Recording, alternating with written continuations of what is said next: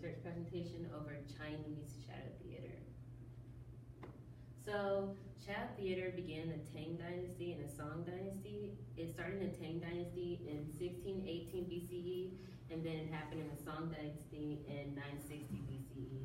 And so shadow theater basically is a form of theater, a form of art that is more modernized now, that can be done with and without puppetry.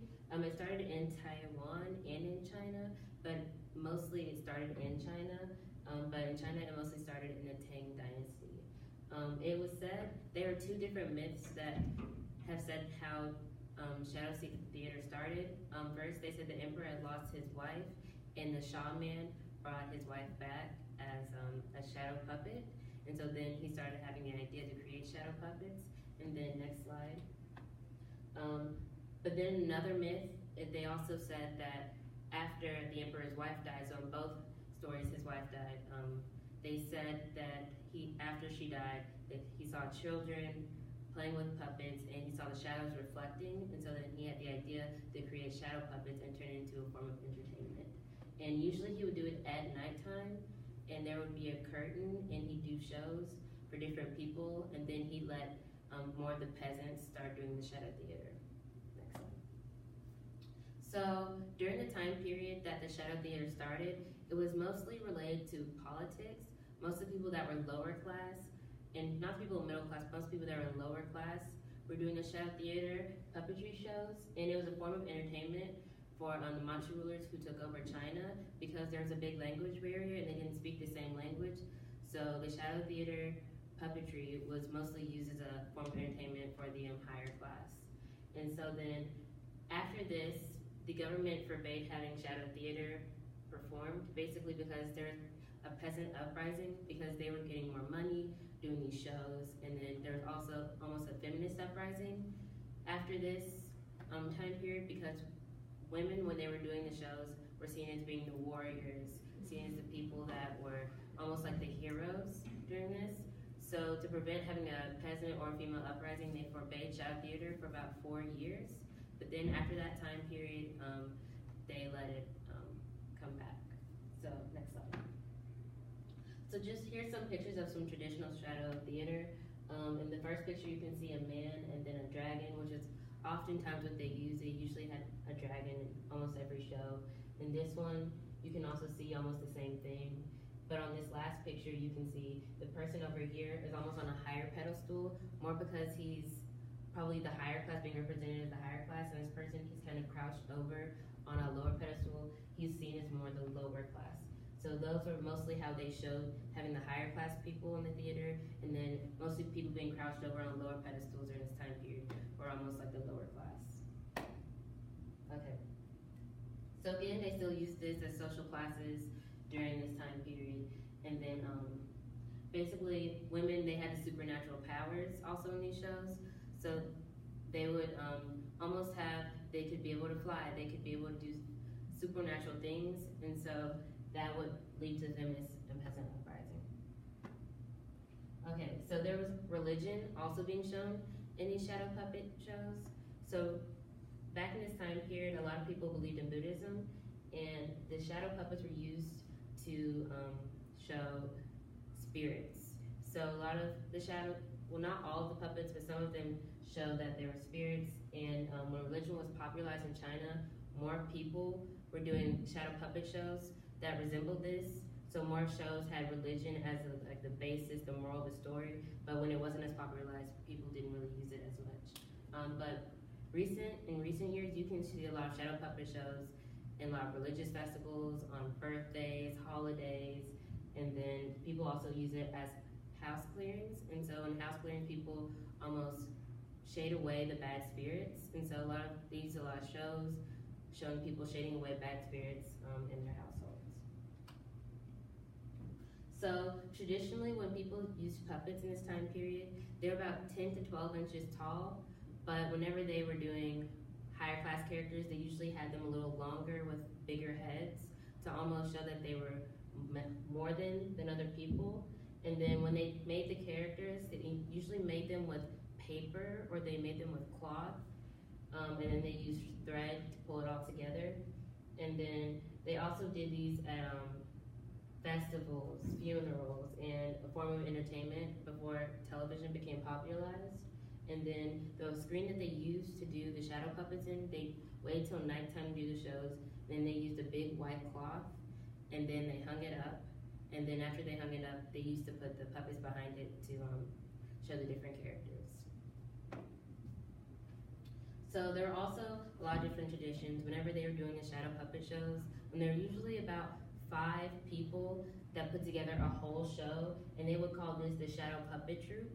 So there was people that were singing, so usually one person was singing, one person was operating the puppets, one person was playing the fiddle, the bamboo fiddle, and then there was another person that was playing horns, and then there was another person that did percussion. And music was a big part of doing the shadow puppet shows. Usually the singer would use around 20 instruments, and then the percussion would also use different drums, different basses, and the instruments that they used helped bring along the story. Since talking wasn't usually a big part of shadow theater, they would use music to bring along the plot. And also, the audience knew the character and how they acted based on how the music went and how the puppet used their mask. So every puppet had a mask, and how the mask looked when they went on the show is how people could tell the character and how that character was acting. Most of the shadow puppets had big, large heads and kind of smaller bodies, but men usually had big heads. They had kind of broader shoulders, they had big, broad foreheads, and they had almost like a strong, muscular body, whereas women, they still had a big head, but they still had smaller mouths. They had a face that was thin, and then they also had bodies that were slimmer. And women back in this time period were seen as being really beautiful and as flowers. It was really tradition for that.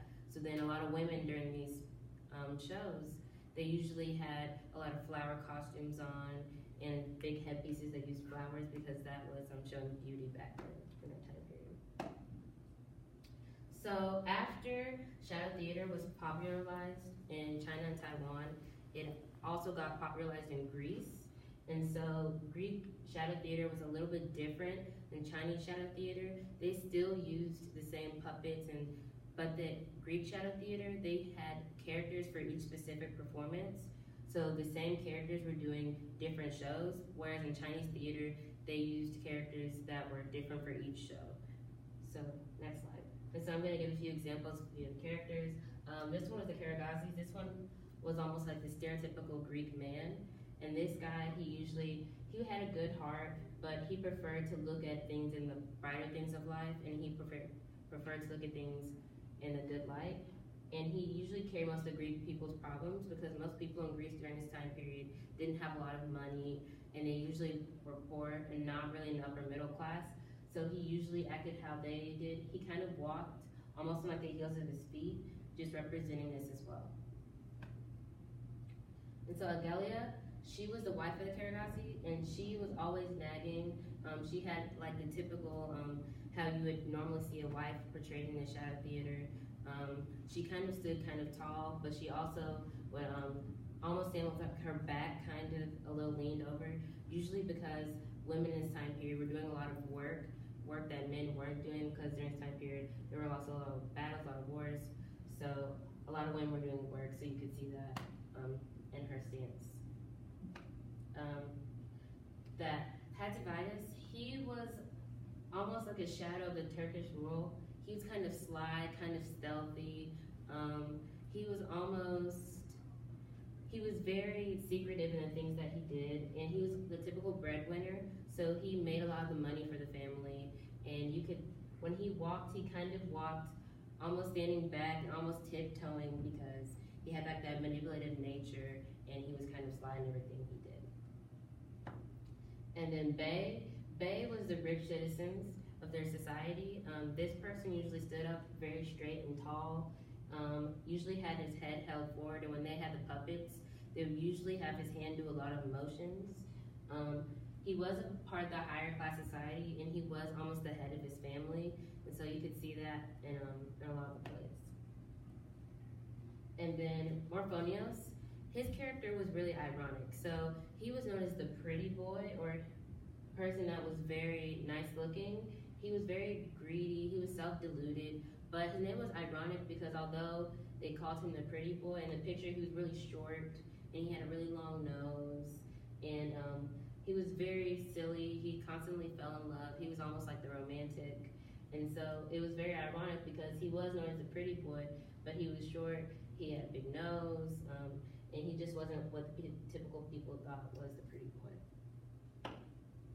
And so there are a lot of modern plays that use shadow theater. There's the science fiction project, Invisible Light, China, The Clemency of Augustus. And so nowadays, shadow theater doesn't necessarily always use puppetry. It does use dance a lot, and you can see it on a lot of TV shows that are on nowadays. And so a lot of people use shadow theaters in many different art forms. And so, for example, in these plays, a lot of the time shadow theater isn't used as a puppet. They use it as drawings. They use drawings for their shadow theaters, and they also use a lot of dance as an art form. And so I'm gonna show a few of the puppets that I have. Okay. So usually when people wanted to show emotion, they would use big heads instead of big bodies, whole bodies. When they want to show emotions of the characters, they wanted to use big heads. So I have a woman here and I have a man here, and usually the men, they were really colorful as long as the women. And the women, you can see she has a floral detail on I was talking about earlier. She had thinner eyes and her mouth was small, whereas the man here, his mouth was kind of bigger, his head was a little bit wider. And usually when they had women and men, they would almost use them at the same time when they used the big heads. And when they used taller bodies, they would almost use these when they use generals or when they use people of higher class societies. They usually used the whole body. They used longer bodies. And so with this one, when I created it, I used wood and paper for mine. And so with this one, just to move the hands, you take the stick and you move it up and down. And usually they didn't really usually have two hands. Usually they only did one in shadow theater, mostly because it was really difficult to use two. But for mine, I used clips and wood, and so those are those. And shadow theaters had a long-lasting effect today because now, other than people using it in dance, now people use shadow theater as almost like an art form, which is really different than how they used it back then because they used it as an entertainment for upper class. They used it to almost put down the peasants and use that as their language barrier, but now people use that as an art form. And I picked doing shadow theater because I was really interested in doing something that was more movement related, dance related, and I really enjoy using the puppets and things like that. And yeah, that's it. Reflecting on this experiment, on this presentation, I think that shadow theater has more of a long-lasting effect than people really give its credit to, because shadow theater is something that really affects what we do now, especially when you watch people when they do dance or people when they use their movements. A lot of their movements reflect movements that people did use in shadow theater, almost like when you use the puppets.